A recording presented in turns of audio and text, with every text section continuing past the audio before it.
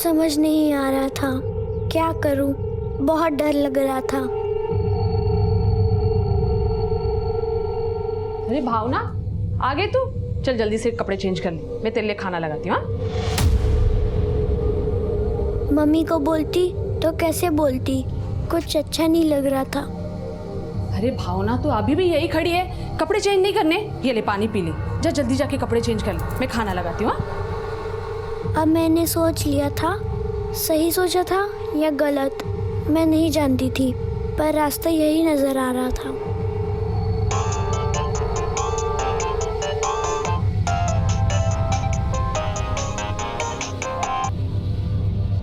अरे भावना, किसे फोन लगा रही थी? अरे भावना सुन तो सही।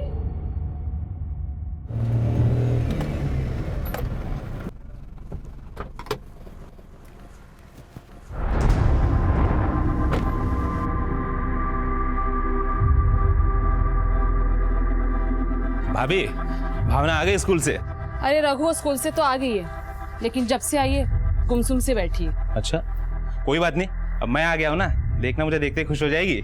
तुम जाके बात करो, मैं कपड़े समेट के आती हूँ। हाँ जी भाभी। हमारी भावना बेटी यहाँ बैठी है। हाँ, देखो हम क्या लाए आपके लिए। हाँ, टंग टंग टंग टंग। खेलोगे? क्या हुआ? लो लो गिफ्ट लो। अरे लो, आपको बहुत पसंद है ना। अच्छा ठीक है, भावना बेटा हमारे साथ खेलेगी, आ जाओ।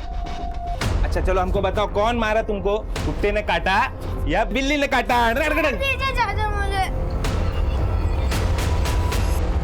अच्छा, क्या हुआ भावना बेटा? छोड़ दीजिए मुझे, कहते मुझे कुछ नहीं चाहिए।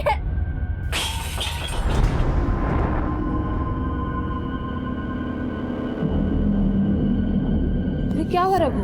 कुछ नहीं भाभी, कुछ समझ नहीं आया, कुछ ज्यादा उखड़ी उखड़ी लग रही है। थोड़ी टाइम अकेले रहने दो, बाद में जब उसका मूड ठीक हो जाएगा तो मैं वापस आ जाऊंगा भाई। अच्छा ठीक है, चल तू बैठ जा, मैं चाय बनाती हूँ। अरे नहीं नहीं भाभी, कंपनी वाले का भी मैसेज आ गया, एक सवारी मिली टैक्सी के लिए, फिर कभी। ठीक है।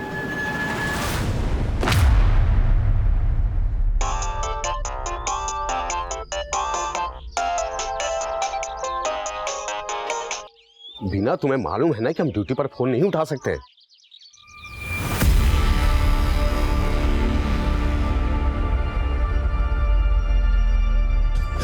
भावना, सॉरी, बच्ची अब नहीं रही। इसने फिनाइल पी है और ये पुलिस केस है।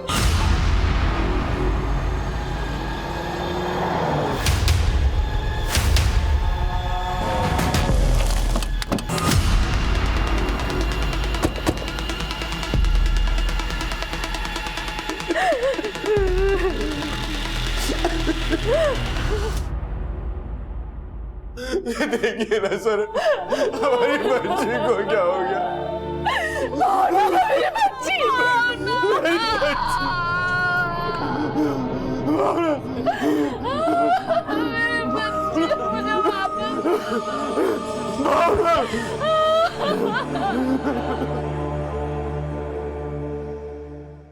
जब से स्कूल से आई थी बड़ी चुप चुप से लग रही थी। क्या हुआ भावना बेटा, तू बोल क्यों नहीं रही है? स्कूल में टीचर ने कुछ कहा या किसी से झगड़ा हुआ? बोल ना बेटा। ये लड़की भी ना, मुझे लगा छोटी मोटी बात होगी, बाद में उससे बात करूंगी।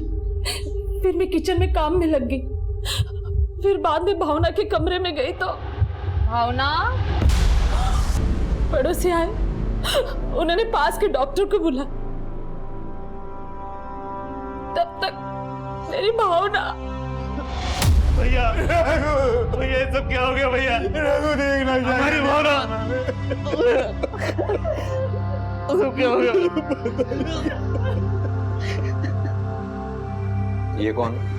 छोटा भाई ये सब मेरा ही। वर्मा, भावना के पेरेंट्स को लग रहा है कि भावना के साथ जो कुछ भी हुआ है स्कूल में हुआ, जिसकी वजह से भावना ने आत्महत्या कर ली। स्कूल के साथ साथ भावना के पड़ोसियों से भी पूछताछ करो, शायद वजह कुछ और ही है। हो गया सर।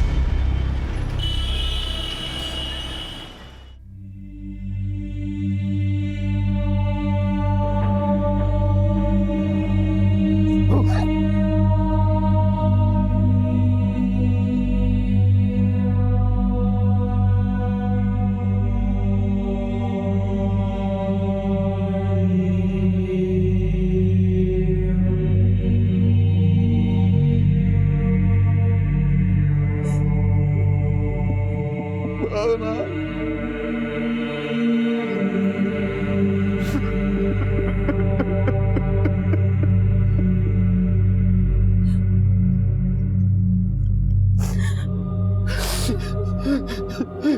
कितना खिलखिलाती थी वो,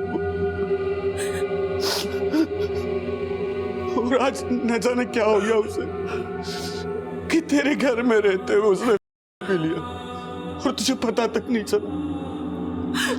कितनी लापरवाह हो सकती है तू मीना। मुझे मालूम था आप मुझे ही कोसोगे,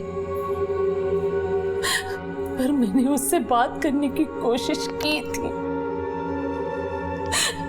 पर वो कुछ नहीं बोली। लेकिन उसने आपको भी फोन किया था, शायद आपको कुछ बताना चाहती थी, लेकिन आपने उसका फोन नहीं उठाया। लेकिन ऐसा क्या था जो तुझे बताने की बजाय वो मुझे बताना चाहती थी? आखिर भावना किस मनोदशा से गुजर रही होगी, उसकी संदिग्ध मौत की क्या वजह होगी, इसका पता लगाने के लिए पुलिस अब भावना के अड़ोस पड़ोस से लेकर भावना के स्कूल तक पूछताछ करने लगी। सर, भावना बहुत हंसमुख स्वभाव की लड़की थी। इनफैक्ट कल छुट्टी के वक्त भी उसको काफी खुशी खुशी जाते हुए देखा था मैंने। लेकिन उसके घर वाले बोल रहे हैं कि शायद उसके साथ स्कूल में कुछ हुआ होगा, इसलिए उसने और अपनी जान गंवा दी। सर, मैं भावना को काफी टाइम से पढ़ा रही थी और मुझे नहीं लगता उसे स्कूल में कोई भी प्रॉब्लम होगी। हेलो, जितनी जल्दी हो सके ये फाइल हेड ऑफिस भिजवा दो। सर एक्सक्यूज मी सर, भावना का पोस्टमार्टम कर रहे डॉक्टर से मेरी बात हुई। उन्होंने बताया कि भावना ने सिर्फ नहीं पिया, बल्कि उसकी मौत से करीब 2 घंटे पहले उसके साथ रेप भी किया गया। Yes sir. और सर, मेरी भावना के स्कूल टीचर से भी बात हुई। उनका कहना है कि भावना स्कूल से घर जाते वक्त काफी खुश थी। अगर भावना स्कूल से निकलते समय खुश थी तो इसका मतलब भावना के साथ जो कुछ भी हुआ है स्कूल से लेकर घर तक के रास्ते के बीच में हुआ। हो सकता है सर, क्योंकि भावना रोजाना स्कूल से घर पैदल आती जाती थी और उसका स्कूल उसके घर से करीब आधा किलोमीटर दूर है। और मैं एक काम करो, भावना के स्कूल से लेकर घर तक के रास्ते के बीच में सबसे पूछताछ करो, शायद किसी ने कुछ विटनेस किया हो। Okay sir.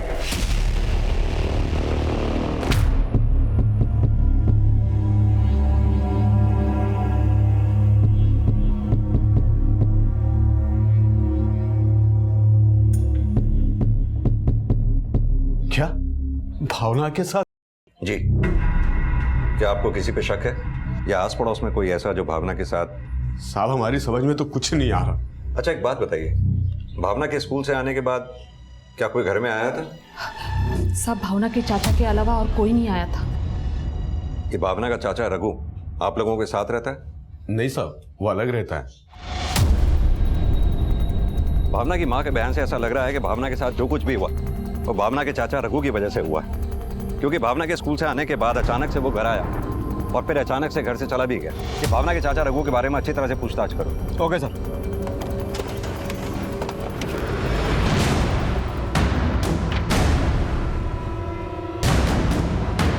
भावना का चाचा रोज ड्यूटी छोड़कर दिन में यहाँ जाता था साहब।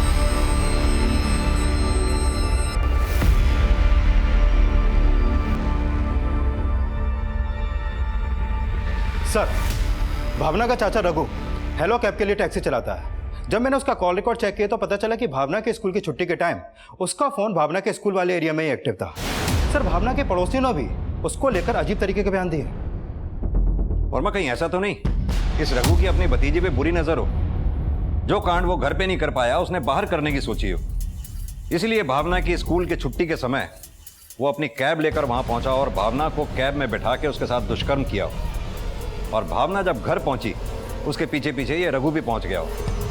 वर्मा, मुझे तो लगता है कि भावना को लाने में भी इसी रघु का हाथ है, क्योंकि हो सकता है रघु को यह डर था कि भावना उसकी करतूतों के बारे में कहीं अपने पेरेंट्स से ना बता दे।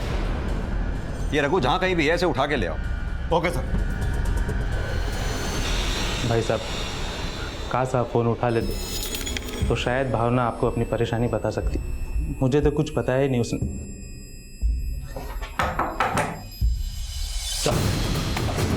सर, क्या हुआ? मेरे भाई को क्यों ले जा रहे हो? अरे साहब, क्या हुआ?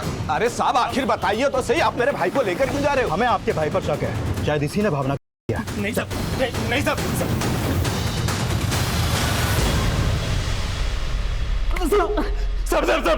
सब भतीजी थी भावना मेरी। भगवान के लिए इतने घिनौने आरोप मुझ पे मत लगाइए साहब। अगर तूने भावना किया तो डीएनए टेस्ट से सामने आ ही जाएगा। झूठ बोलकर खुद को बचाने की कोशिश मत कर, जो किया है साफ साफ बता दे। साहब मैंने कुछ भी नहीं किया। जब उस दिन मैं भाई के घर गया तो मैं तो खुद हैरान था कि भावना इतनी उदास क्यों थी साहब। अगर तूने कुछ नहीं किया तो भावना के स्कूल की छुट्टी के समय उसके स्कूल के सामने करने क्या गया था तू? साहब मैंने तो भावना के स्कूल के बाहर एक सवारी को ड्रॉप किया था। मैं तो भावना को अपनी गाड़ी में स्कूल से घर लेके जाना चाहता था साहब, लेकिन उसके पहले वो घर चले गई थी साहब। बहुत गर्व करते थे ना अपने भाई के ऊपर, बड़ा नाज था ना उस पर। देखा क्या किया उसने हमारी भावना के साथ। जरूर उस कमीने ने अपना गुनाह छुपाने के लिए हमारी फूल जैसी बच्ची को जान से मार दिया।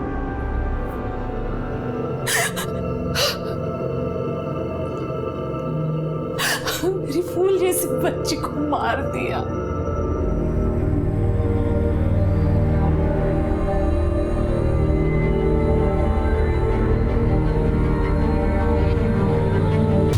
सर रघु जिस हेलो कैब कंपनी के लिए कैब चलाता था, मैंने वहां पर पता किया।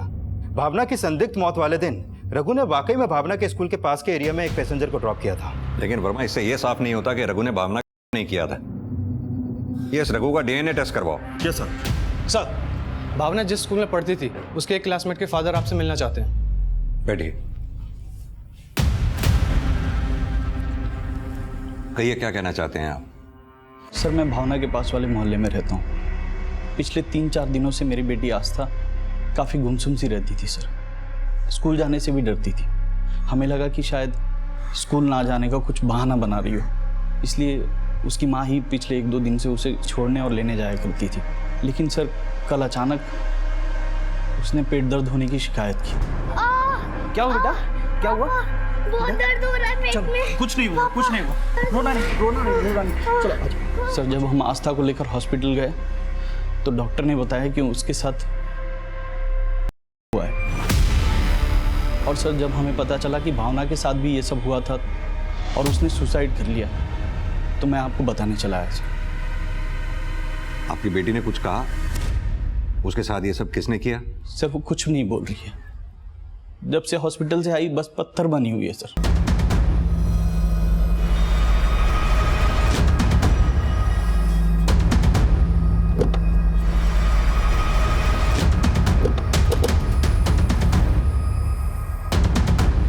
आस्था, खा ले बेटा, एक निवाला तो खा ले। आस्था। बेटा, जब आपके साथ वो सब हुआ तब क्या आपकी फ्रेंड भावना भी आपके साथ थी? कौन था वो? नाम पता है उसका आपको? बेटा, क्या ये था वो आदमी जिसने आपके साथ?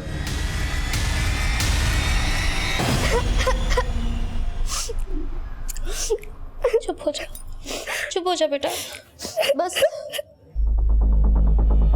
ये बच्ची आस्था अभी भी कुछ कहने की हालत में नहीं है। वर्मा, हो ना हो, इन दोनों बच्चियों के साथ जो कुछ भी हुआ वो स्कूल से घर तक के रास्ते के बीच में ही हुआ है।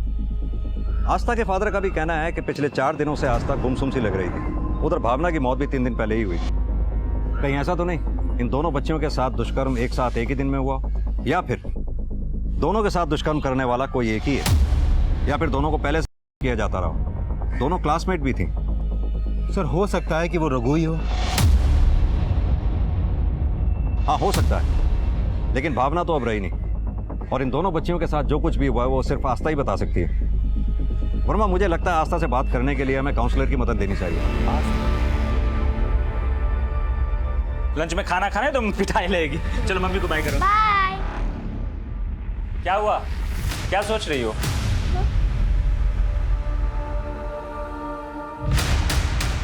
मैं फाल्गुनी को स्कूल छोड़कर आती हूँ।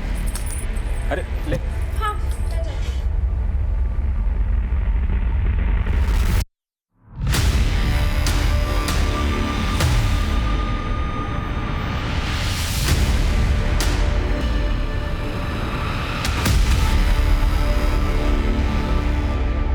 ये हो गई अवनी की चोटी भी फिट और स्कूल यूनिफॉर्म भी। पापा, आप मेरी दोस्त त्रिशाला के लिए भी ऐसी यूनिफॉर्म सिल दोगे? हाँ हाँ, क्यों नहीं। पापा, उसका ड्रेस का नाप लेने के लिए आपकी दुकान पे ले आओ। हाँ हाँ, जरूर ले आओ। लेकिन उससे पहले मैं तुझे स्कूल तो छोड़ दूं। अग्नि बेटा, जरा ध्यान से लेके जाओ। हाँ चलो चलो, आ जाओ आ जाओ। हाँ अब सुनो, शाम को मैं लेने आऊंगा, मस्ती बिल्कुल मत करना, समझी? हाँ। Bye bye. बाय अम्मी। Hi Trishala. Bye bye. Trishala, मेरी यूनिफॉर्म पापा ने सिली है।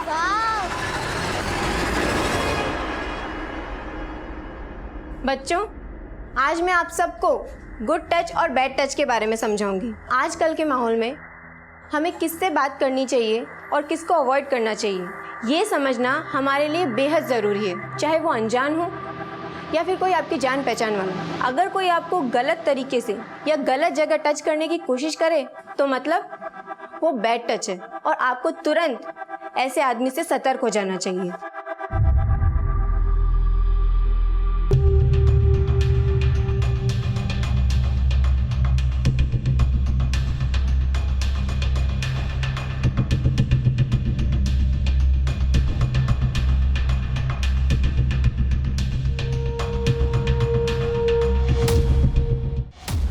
सर, आस्था उस हादसे के ट्रॉमा से अब तक बाहर नहीं आ पाई है। उससे फिलहाल हमें जो भी जानकारी मिली है उससे हमें बस इतना ही पता चला है कि जिस किसी ने भी उसका किया है उसने रेड कलर की जैकेट और ब्लू कलर की जीन्स पहनी हुई थी।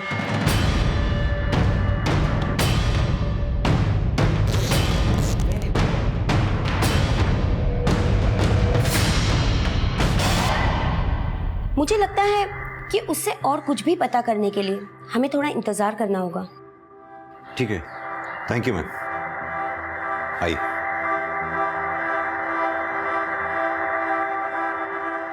सर, डीएनए एग्जामिन करने वाले डॉक्टर का कॉल आया था। भावना की बॉडी पे जो डीएनए सैंपल्स मिले थे वो रघु के डीएनए से मैच नहीं करते हैं।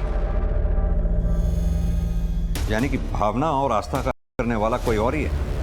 वर्मा, आस्था ने कहा था कि जिस किसी ने भी उसके साथ दुष्कर्म किया था उसने लाल रंग की जैकेट और ब्लू कलर की जीन्स पहनी थी। क्यों ना सर हम उस एरिया के सीसीटीवी फुटेज दोबारा से चेक करें। हो सकता है कि वारदात के दिन वहां कोई ऐसा आदमी कैप्चर हुआ हो जिसने रेड जैकेट और ब्लू जीन्स पहन रखी हो।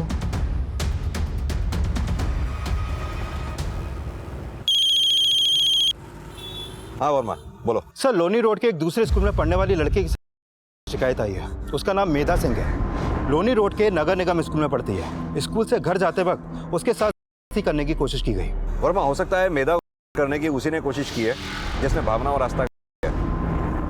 ये मेधा रहती कहाँ पर है?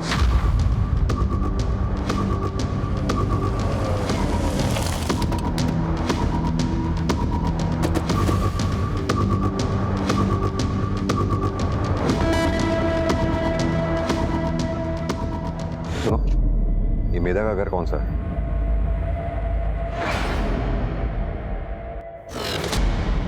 मेधा बेटा, डरो नहीं। आप तो बहुत बहादुर बच्ची हो ना बेटा। जब आप स्कूल से घर आ रही थी तो क्या हुआ था आपके साथ? बोलो बेटा। अंकल, मैं और मेरी फ्रेंड स्कूल से घर आ रहे थे, लेकिन मेरी फ्रेंड गली नंबर 17 में रहती है और मेरा गली नंबर 25 में। जब मैं अकेले घर आ रही थी तब वो अंकल मेरे पास आए। हेलो बेटा, कैसे हैं आप? अच्छी हूँ, आप कौन? मैं आपके पापा का दोस्त हूँ।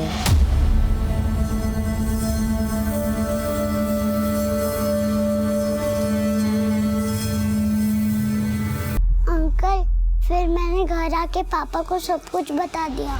फिर पापा ने बोला कि वो उनके दोस्त नहीं, कोई बुरा आदमी है। अच्छा बेटा, वो देखने में कैसा था? अच्छा, उसने क्या पहना था? रेड जैकेट और ब्लू जीन्स थी।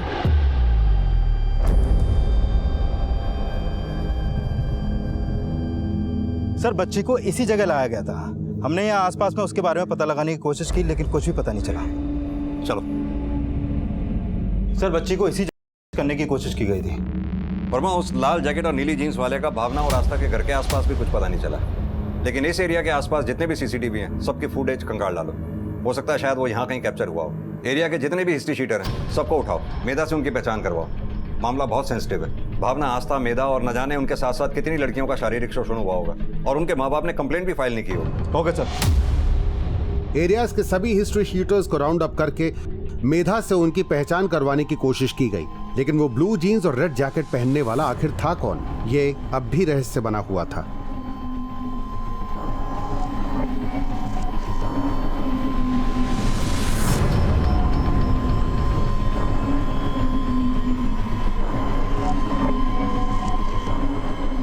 सर, जिस दिन मेधा को किया था उस दिन ये रेड जैकेट और ब्लू जीन्स पहना हुआ आदमी शादरा के एक सीसीटीवी में कैप्चर हुआ था, लेकिन इस फुटेज में इसका चेहरा क्लियर नहीं दिख रहा सर। वर्मा, इसकी फोटो भावना, आस्था और मेधा तीनों के पेरेंट्स को दिखाओ, शायद उनसे इसके बारे में कोई लीड मिले। इसकी फोटो सभी थानों में सर्कुलेट करवा दो। Okay sir.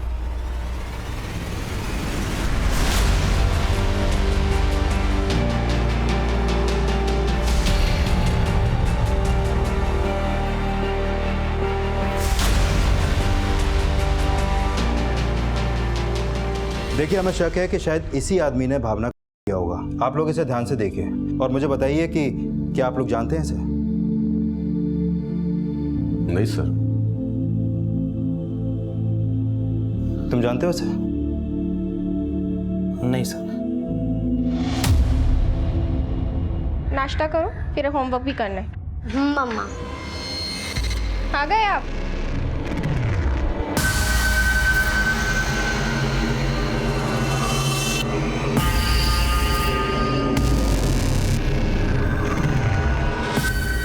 इतना परेशान क्यों लग रहे हो?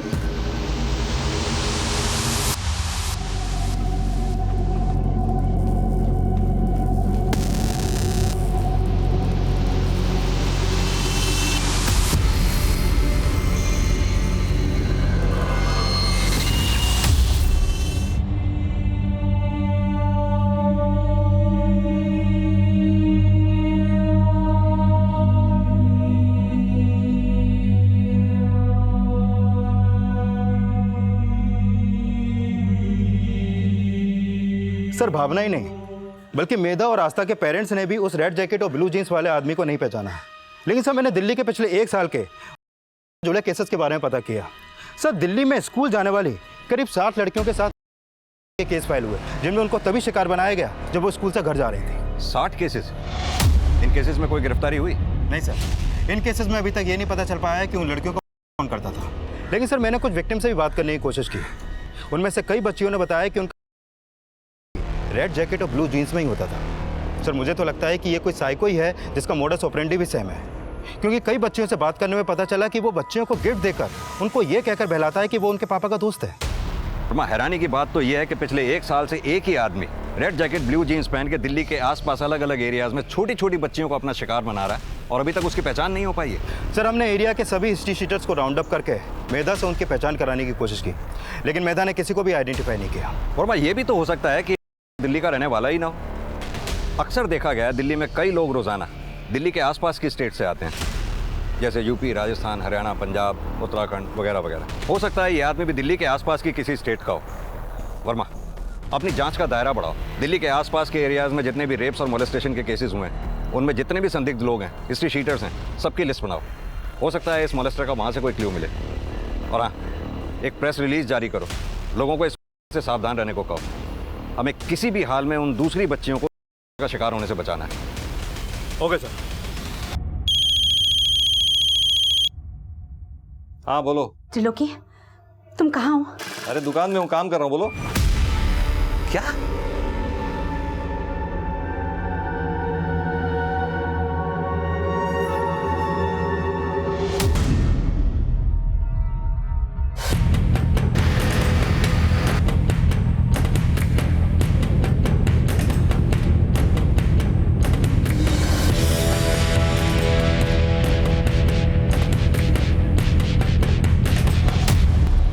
सर, मैंने यूपी, राजस्थान, दिल्ली, हरियाणा, पंजाब और उत्तराखंड के 27 ऐसे लोगों की लिस्ट बनाई के केस में अंदर हुए थे और कुछ सस्पेक्ट जो अभी तक पकड़े नहीं गए। सर, इनमें से कुछ ही के फोटोज हमें मिले हैं, लेकिन सर इनमें से मैंने 3 के फोटो उस रेड जैकेट और ब्लू जीन्स वाले आदमी के साथ मैच किए। सर, इन तीनों का कदकाठी हूबहू इस आदमी से मैच करता है।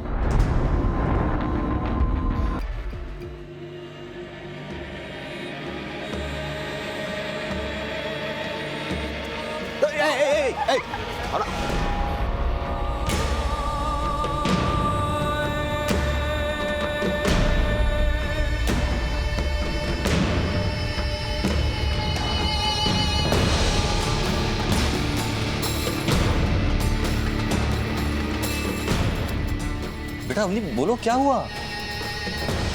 अरे बेटा बोलो ना क्या हुआ, क्यों बोल नहीं रही हो तुम? हाँ बोलो।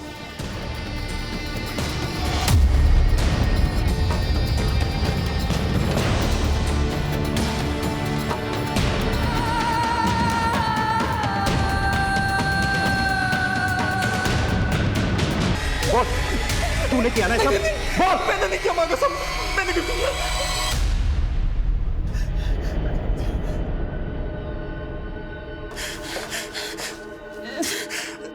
क्या यही है वो आदमी जिसने लाल जैकेट और ब्लू जीन्स पहनी थी? आस्था बेटा बोल ना, अंकल को पता यही था वो।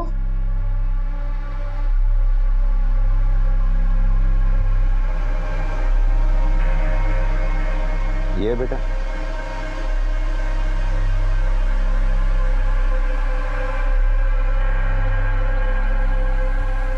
मुझे लगता है वो आदमी संतोष ही है। बच्चियां उसे पहचान नहीं पा रही हैं। इस संतोष का डीएनए टेस्ट करवाओ। Okay sir.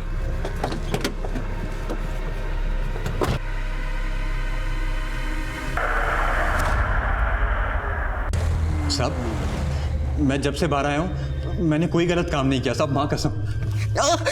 तूने कुछ किया है या नहीं किया है तेरे डीएनए टेस्ट से पता चल ही जाएगा। मुझे लगता है आप लोगों को मेरे बारे में कोई गलतफहमी हो गई है। वो लाल जैकेट और नीली जीन्स वाला आदमी मैं नहीं हूँ सर, माँ कसम मैं नहीं हूँ। लेकिन हाँ सर वो अजय हो सकता है। अजय कौन? अजय कुशवाहा? हाँ जी सर वही। हम दोनों जेल में एक साथ सजा काट रहे थे। मेरी सजा पूरी हो गई तो मुझे रिहा कर दिया, लेकिन वो पैरोल जंप करके भाग गया सर। कतई कहीं आदमी है सर वो। मुझे लगता है कि वही आदमी है जिसे आप ढूंढ रहे हो। कहाँ मिलेगा ये अजय? बिजवासन में डेरा जमाए बैठा है। बिजवासन में कहाँ?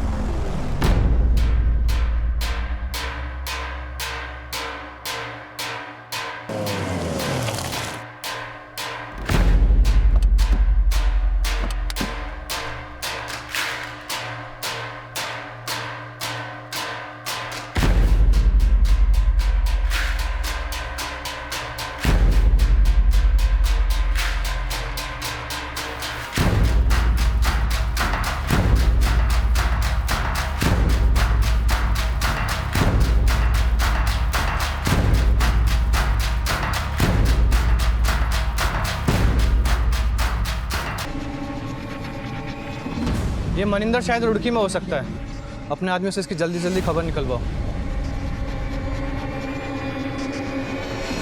इस पे उनके दस्तखत ले लेना। सर रुड़की पुलिस से एक इन्फॉर्मेशन मिली है। 3 दिन पहले वहाँ एक स्कूल जाने वाली तृष्णा नाम की बच्ची के साथ था, और जिस आदमी ने किया उसने भी रेड जैकेट और ब्लू जीन्स पहनी हुई थी। वर्मा रुड़की चलने की तैयारी करो, अब ये वहीं हाथ आएगा। Sir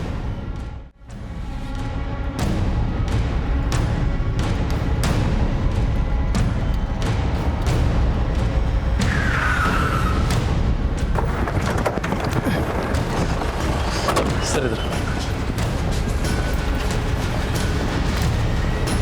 sir. अंकल उस दिन स्कूल में जल्दी छुट्टी हो गई थी, इसीलिए मैं और मेरी फ्रेंड अवनी अकेले घर आ रहे थे। अगर वो मुझे अलाउ करेंगे तो मैं भी तेरे साथ शिमला आऊंगी। Yes yes okay bye bye. उसने मेरे साथ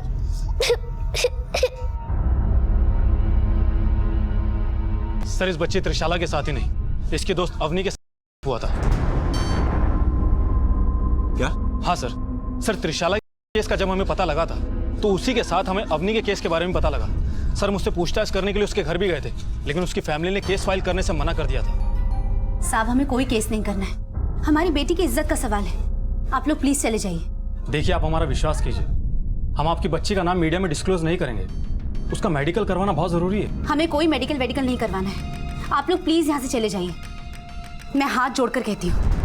गुप्ता जी अक्सर ऐसे केसेस में पेरेंट्स अपनी इज्जत बचाने के लिए केस फाइल करने से मना कर देते हैं। लेकिन सर हैरानी की बात तो यह है कि जो आदमी दिल्ली में बच्चियों को रहा था उसका दायरा यहाँ रुड़की तक भी है। वर्मा हो सकता है जिसे हम दिल्ली में ढूंढ रहे हैं वो हमसे डर के यहाँ रुड़की में आ गया हो, या फिर ये भी हो सकता है वो दिल्ली का नहीं यहीं रुड़की का हो, दिल्ली उसका रोज आना जाना हो।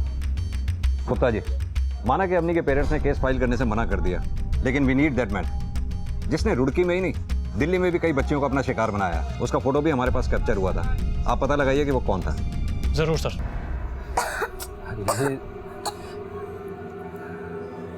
सुषमा, खांसी के साथ साथ बुखार भी हो गया इसे।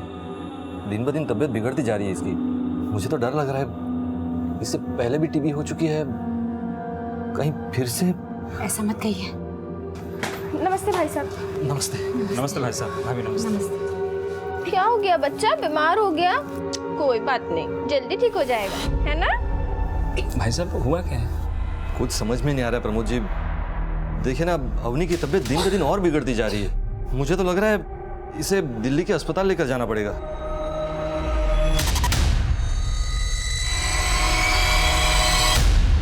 सर संतोष अजय और उसके आदमियों की डीएनए रिपोर्ट।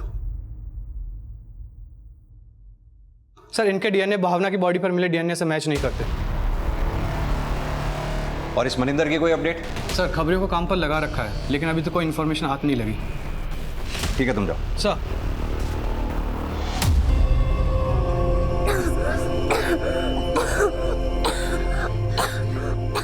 मेरी बच्ची सुषमा, इसकी तबीयत बिगड़ती जा रही है। इसे दिल्ली के अस्पताल ले जाना ही पड़ेगा। वहां नहीं लेकर गए तो इसकी तबीयत और बिगड़ जाएगी। पिछली बार भी वहीं के इलाज से ठीक हुई थी ना। मैं उसे वहीं लेकर जाता हूँ। लेकिन आप अकेले क्यों? आप प्रमोद जी को साथ लेकर जाइए। प्रमोद जी को लेकर जाने की जरूरत नहीं। अभी निकल जाऊंगा तो टाइम पे पहुंच जाऊंगा। मेरी बात तो सुनिए आप। आजा आजा आजा आजा बेटा आजा। हम दिल्ली जाएंगे, दिल्ली के अस्पताल में सब ठीक हो जाएगा। हाँ, चिंता मत कर।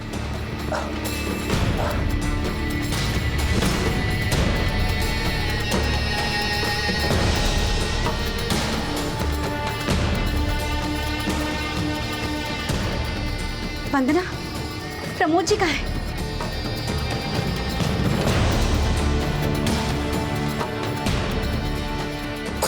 डॉक्टर साहब कैसी है ये? मेरी बच्ची ठीक तो हो जाएगी ना डॉक्टर साहब? आप बाहर जाइए, हम देखते हैं। नर्स, इंजेक्शन की तैयारी करो।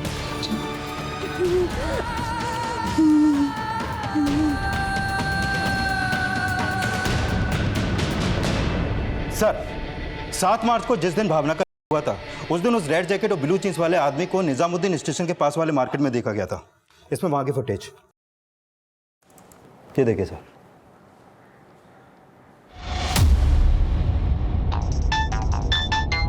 Excuse me sir. हेलो,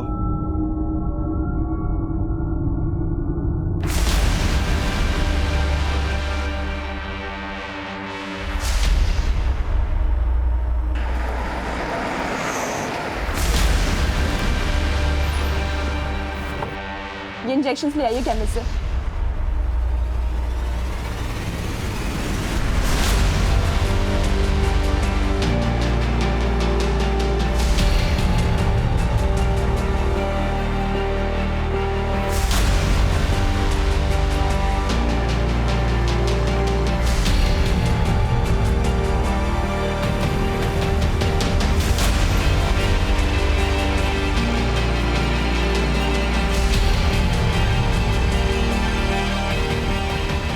आप बता क्यों नहीं रहे, कहाँ है वो? सर वो हॉस्पिटल में है।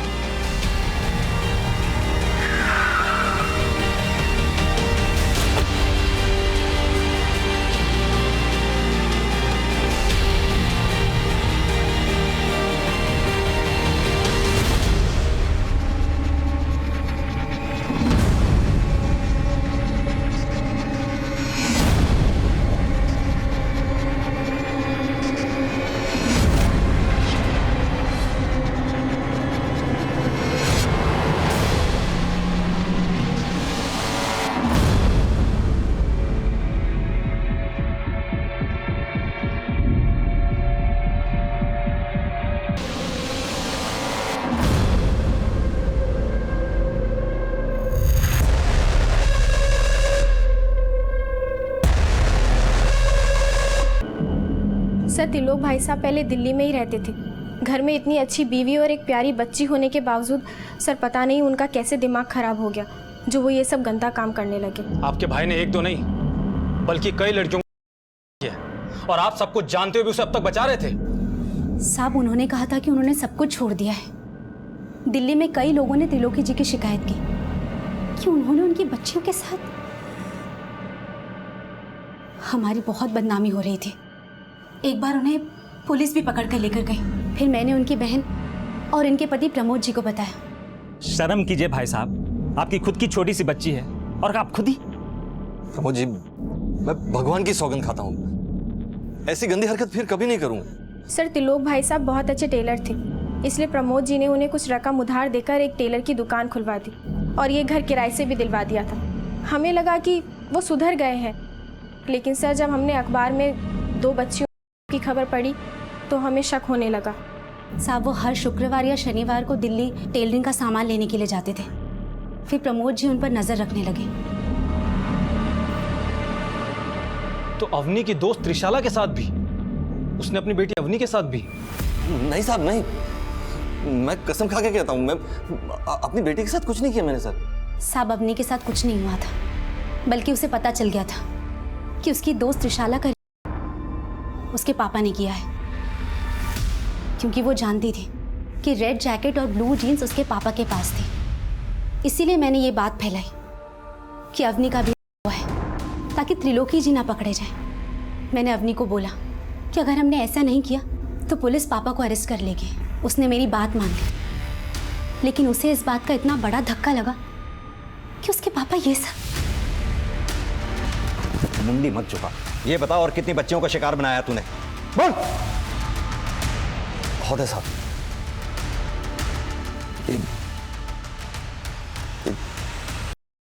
देख देख के बुद्धि खराब हो गई थी साहब मेरी। मैंने सब छोड़ दिया था साहब, सब छोड़ के रुड़की आ गया था मैं। फिर एक दिन रेड जैकेट और ब्लू जीन्स पहन के दिल्ली गया था काम से। वहां एक बच्ची देखी। तू तो जानवरों से भी बदतर निकला। जानवर भी कभी दूसरों के बच्चों के साथ ऐसा नहीं करते। तू तो फिर भी एक इंसान है। नहीं, इंसान की शक्ल में भेड़िया है तू। सड़प जिंदगी भर यहीं।